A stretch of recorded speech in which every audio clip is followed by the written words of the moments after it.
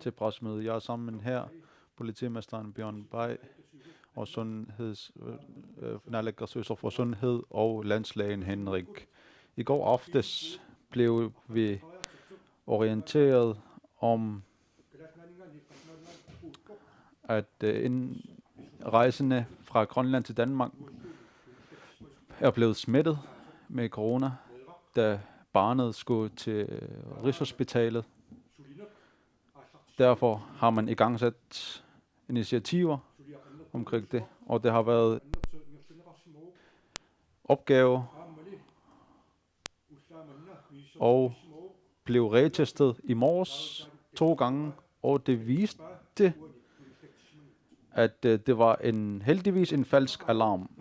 Vi er meget tilfreds med resultatet, for at det derfor endnu en gang siger vi, at hvorfor det er nødvendigt, at vi fastholder denne kurs og overholder alle de sundhedsfaglige råd, og Henrik kan komme lidt uddybe omkring dette. Værsgo, Henrik.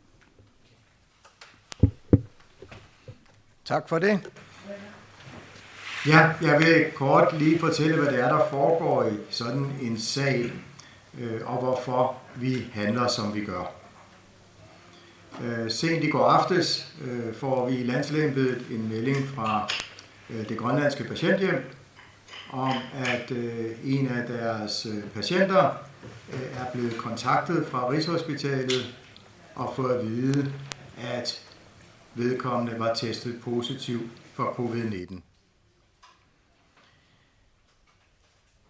Så sker der en hel masse, når man får sådan en besked.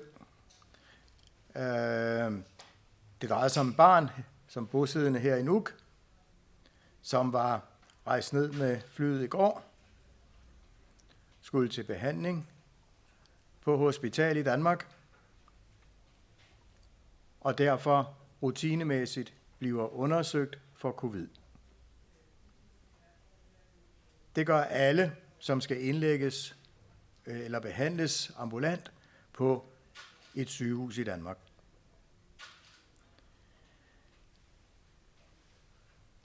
Når vi har fået den viden, så bliver vi meget bekymrede, fordi det er en situation, hvor et barn, der er rejst herfra, pludselig skulle være blevet smittet ved blot at have været her i Nuuk.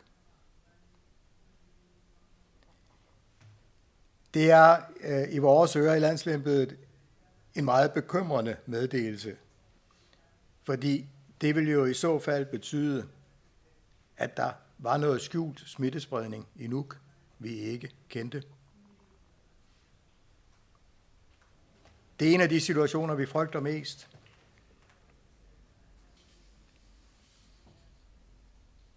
Så derfor handler vi straks og begynder straks at undersøge sagen. Tiden er afgørende i det spil, der hele tiden kører, hvis vi skal holde Grønland covid-19 frit.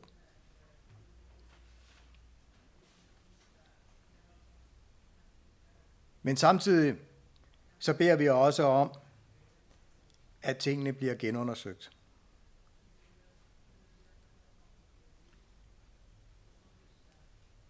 Vi får fat i de rigtige mennesker og gør dem helt klart, at en positiv test fra en patient, der kommer fra Grønland, har meget vidtrækkende konsekvenser for, hvad der videre sker i Grønland. Det er de helt med på, og derfor får vi straks iværksat nogle meget vidtgående nye undersøgelser, samt fornyet undersøgelse af den første prøve igen. Vi får Rigshospitalet til at gå ind og putte alle ressourcer ind og finde ud af det her. Fordi vi gør dem klart, at her har vi ikke plads til covid-19, og derfor har det meget stor betydning, hvis der pludselig var spredning ude i samfundet.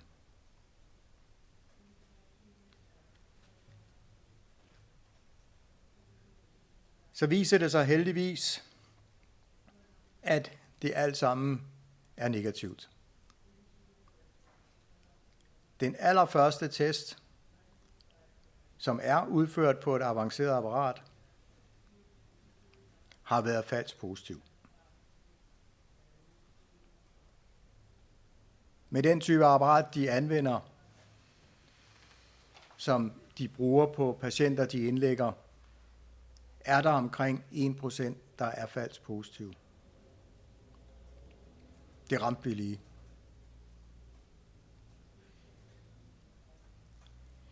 Så alt er godt i den konkrete situation. Vi er bevidste om, at det har medført en rigtig masse besvær for mange af jer.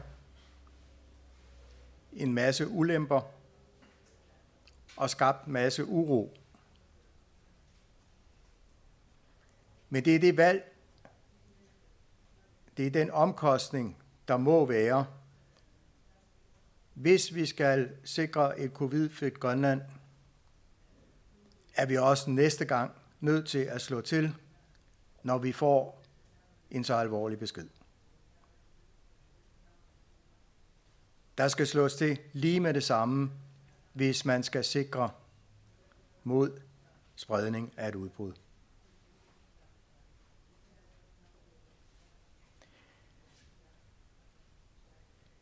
Men når nu vi er helt sikre på, at vi ikke har nogen smitte, så er der heller ikke nogen grund til, at alle dem, der har meldt sig til testning,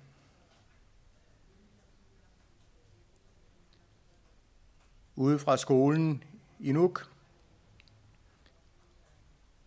at de rent faktisk bliver testet.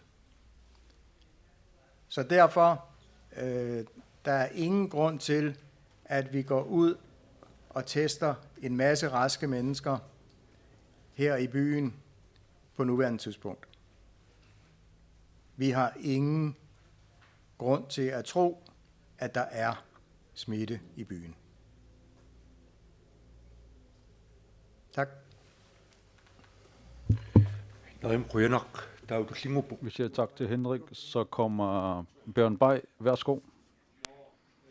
Landslægeembedet ringer til politiet sådan en aften som i går for at fortælle os, at der er med stor sandsynlighed fundet en, der er positiv. Så er der et stort apparat i vores system, der går i gang.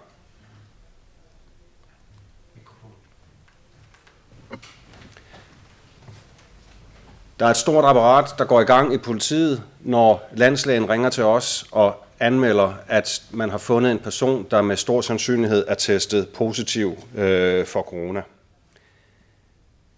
I praksis er det, der sker, det er, at vores vagtcentral, ofte assisteret af vores beredskab her i Nuuk, går i gang med de indledende ting og starter med at ringe rundt til de allerførste nære kontakter for at høre, hvem har haft forbindelse med hvem.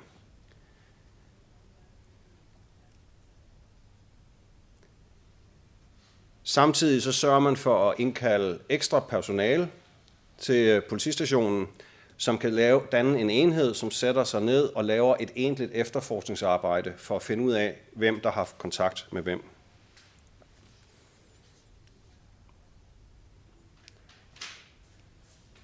Og det sker hver eneste gang, vi har sådan en situation her. Og som I kan fornemme, så er det meget, meget ressourcetungt. Det er nogle ressourcer, vi også kunne have brugt på for eksempel at efterforske indbrud og vold. Men vi prioriterer at gøre det her, fordi, som Henrik sagde, så er det alt afgørende for indsatsen for at holde corona ude af landet.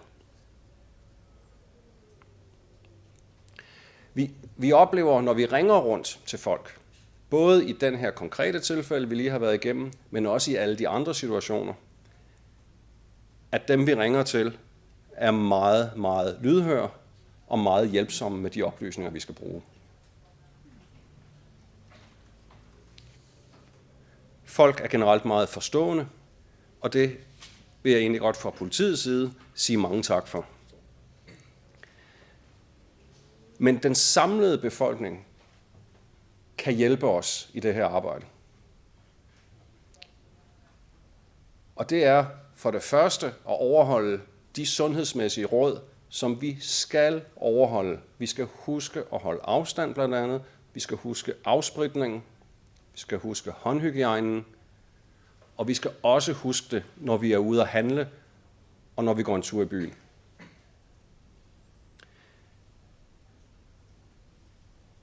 Hvis man er opmærksom på de her ting, og ikke har for mange tætte kontakter,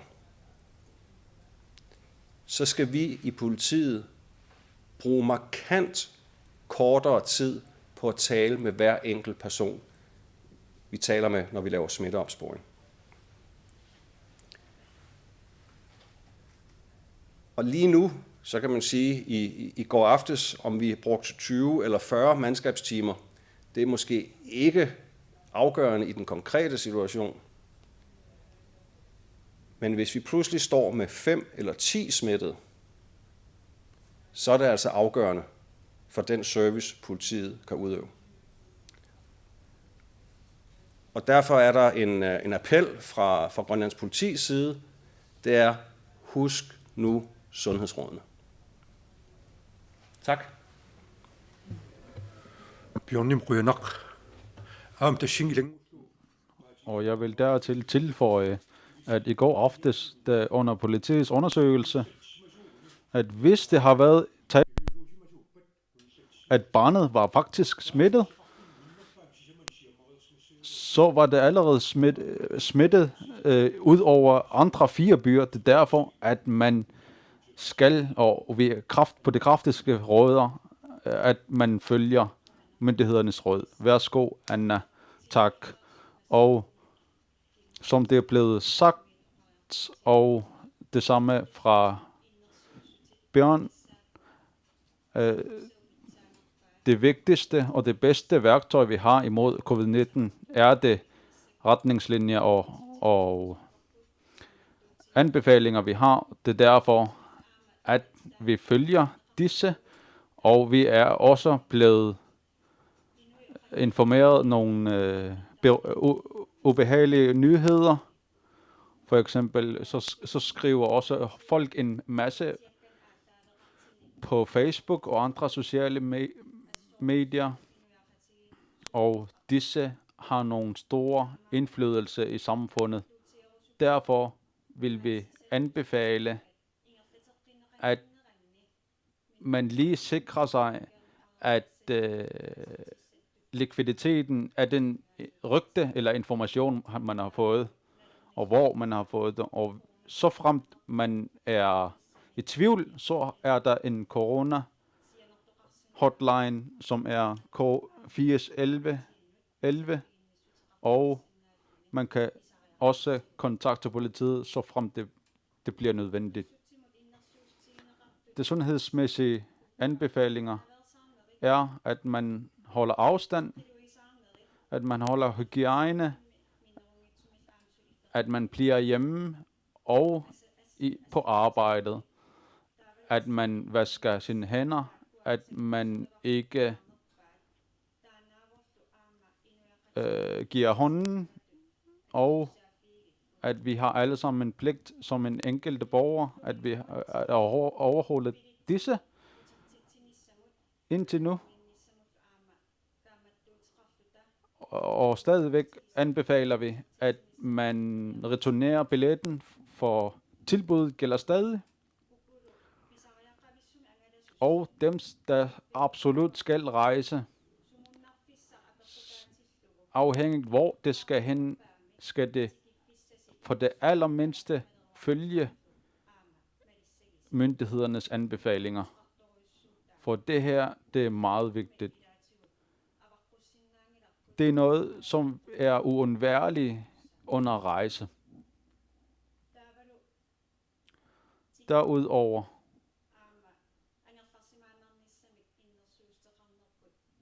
tilrejsende skal også følge karantæneregler meget nøje, og hvis man absolut skal gå i handling, skal man også skal dette ske uden for rush hour.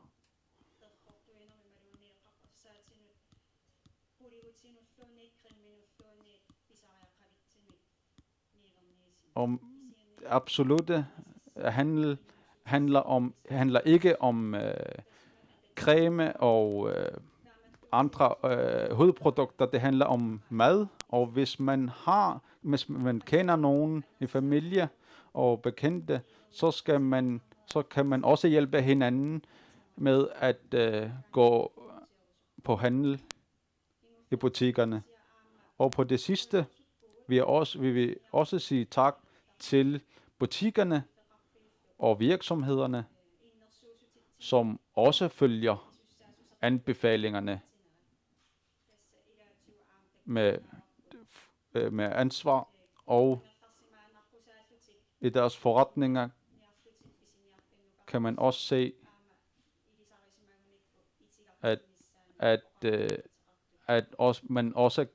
forretningen kan afvise, hvis det kender til personen, der er lige kommet fra Danmark, for eksempel. Vi vil gerne sige til dem, at fordi de følger anbefalingerne, for det er vores allesammens ansvar. Og vi har brug for, at vi alle sammen hjælper hinanden. At vi står sammen for at opnå målet om en coronafri Grønland, og det er det, vi skal samarbejde om. Tak. Vi siger tak til Anna. Så er der mulighed for spørgsmål fra pressen. Bolette, du har spørgsmål.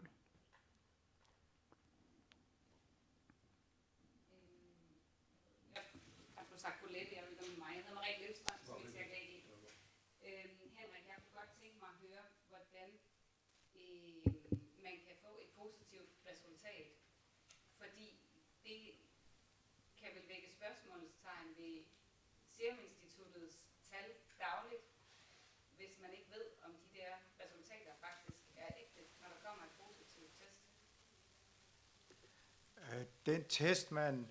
Det testsystem, man anvender, når man indlægger patienter i Danmark, det er ikke fuldt ud så godt som de rigtige, meget avancerede testsystemer, men langt bedre end en hurtig test. Og de er så gode, at de kommer ind som et officielt laboratoriesvar. At der så sker fejl, det gør der i al form for diagnostik i lægeverdenen. Og her er vi nede i noget, som er meget sjældent, men det sker også en gang imellem. Så vi har stadigvæk fuld tillid til det. Fejl vil ske. Det vil teoretisk set også kunne ske her. Det kan man aldrig udelukke. Man er bare nødt til at handle i en situation som den her. Marit.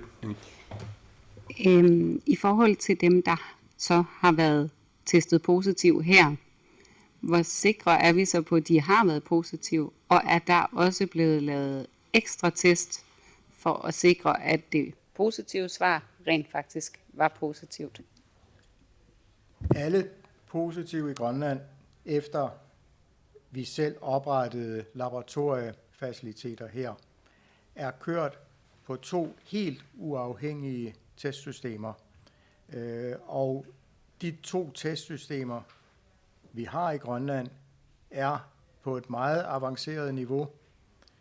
Det ene er et ægte såkaldt PCR-system, som kører her i Nuuk. Desuden har vi jo spredt i Grønland, samt her i Nuuk, disse særligt avancerede testmaskiner, vi har købt med amerikansk bistand. Og alle, der er testet positiv i Grønland, er blevet testet på begge typer udstyr. Så vi er helt overbevist om, at de resultater er rigtige.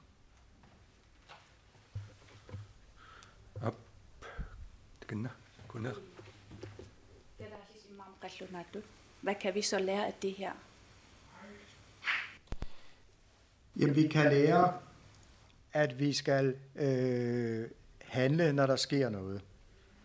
Vi kommer ikke udenom, at der sker de her fejl her. Vi kommer heller ikke udenom, at man må gøre noget. Og vi kan lære det, at alle, specielt i den kommende tid, skal være enormt opmærksom på, hvis man har symptomer. At man så rent faktisk henvender sig til sundhedsvæsenet og bliver undersøgt. Fordi den eneste måde, Grønland kommer godt igennem det her, det er, at vi fanger nye smittede lige med det samme. Ab, der shinglish relationer, Altså til dette. Og så frem der er nogle folk indblandet, så er der selvfølgelig nogen, der begår fejl, og der er ingen grund til at gå i panik. Derfor er det meget vigtigt, at vi fortsætter de opgaver og retningslinjer, vi har, og følger planlægningerne, at vi også vil køre tingene. Og dette i går viste sig også, at man har fulgt reglerne, og i går 10:30 i aftes påbegyndte alle folk, der skulle, og under natten fandt man ud af, at der var mindst 4 byer, der allerede er blevet ramt, og derfor skal vi absolut opnå den ønske, vi har, at vi følger anbefalingerne, uanset om der var nogen fejl eller ej, og lad os gøre det ansvar og pligt, vi har som den enkelte. Værsgo. Det er mere til Anna Wangenham. Du nævnte det.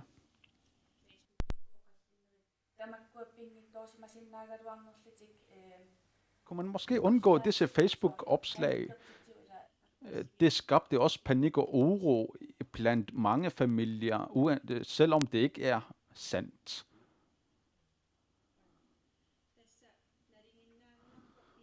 Det er vist normalt, at man reagerer, hvis vi bliver bange, eller der er uro.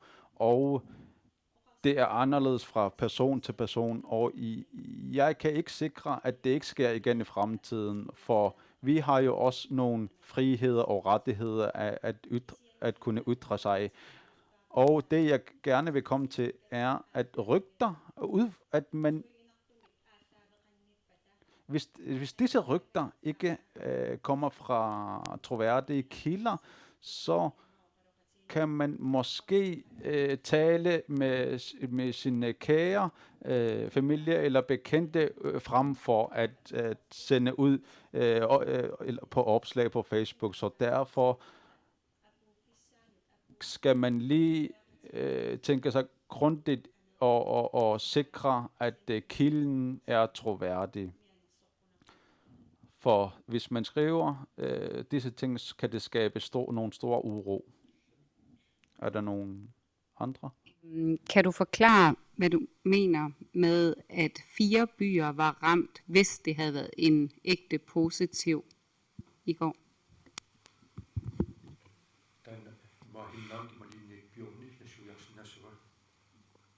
Det kan Bjørn eller Henrik lige måske uddybe.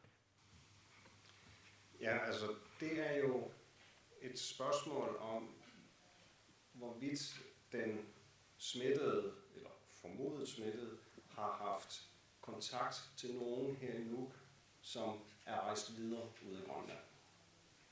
Jeg synes ikke, jeg kan tillade mig at gå i flere detaljer, for vi taler jo om en konkret person.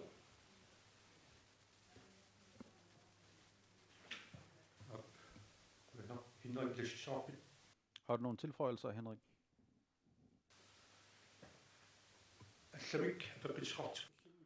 Så frem der ikke er flere spørgsmål, så vil jeg sige på den måde, at vi blev meget overrasket i går aftes, og der var mange reaktioner.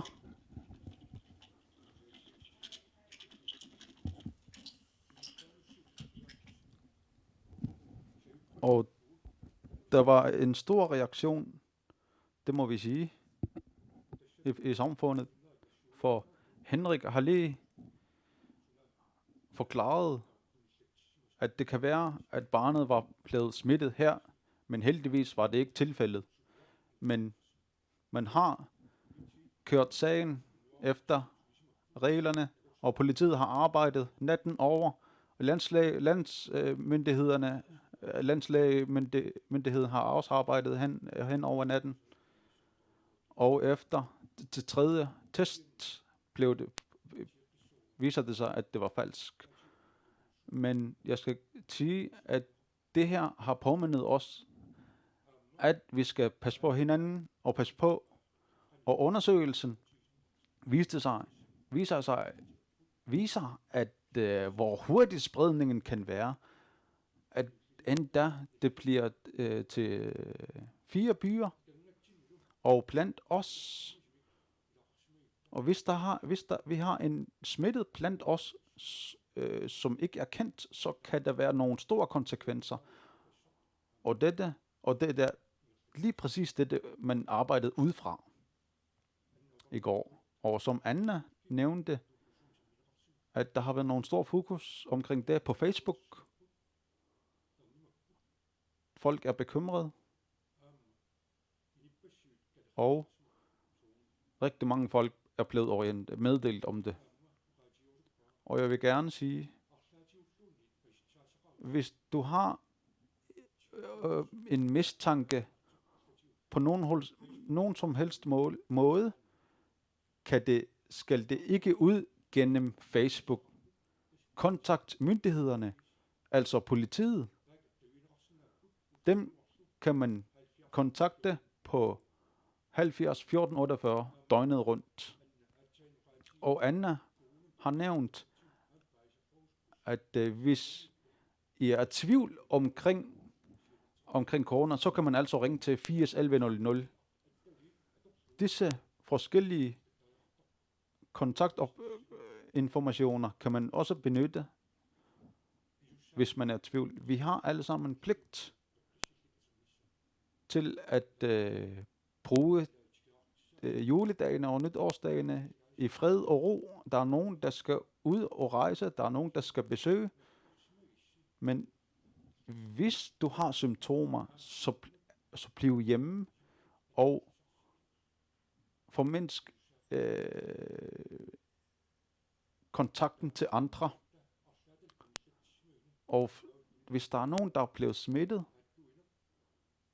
så kan der være en stor smittespredning. Det kan have nogle store konsekvenser i de mindre byer, og hos nogle familier, og hos nogle enkelte folk, og det kan endda koste et menneskeliv. Det er derfor, at man skal altså følge anbefalingerne fra myndighederne, når man rejser ind til Grønland. Og jeg vil gerne sige til alle borgerne, vær opmærksom på tingene, og det er vi også stolte over. Vi er også stolte over, at I kontakter, når I har mistanke, at I kontakter politiet og andre myndigheder. Tak for den opmærksomhed og den pligt, som I har fulgt. Det er også et pligt, som vi alle sammen skal have. Og som det mindste skal vi følge anbefalingerne, når vi kommer til Grønland.